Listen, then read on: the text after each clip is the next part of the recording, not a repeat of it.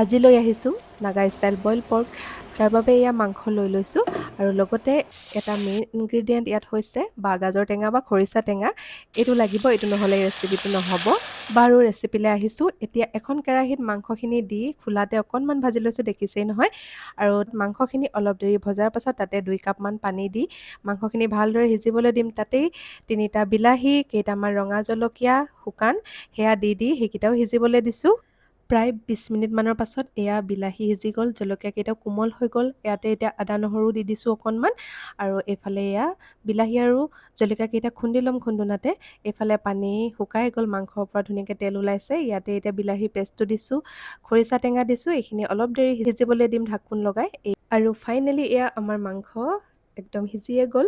ইয়াতে দি দিছোঁ অকণমান শুকান জলকীয়া গুড়ি আৰু মান ধনিয়া কাটি দিম ওপৰতে। নগা ধনিয়া বা মান ধনিয়া আপোনালোকে যিয়েই কয়, নাগা ষ্টাইল যেতিয়া নগা ধনিয়া দিবই লাগিব। আৰু এয়া আমাৰ মাংস একদম ৰেডি হৈ গ'ল। খুব ধুনীয়া হয় এই ৰেচিপিটো খাবলৈ। বহুতে মোক বহু দিনৰ পৰা ৰেচিপি বিচাৰি আছিলে, সেইকাৰণে আজি ময়ো বনাই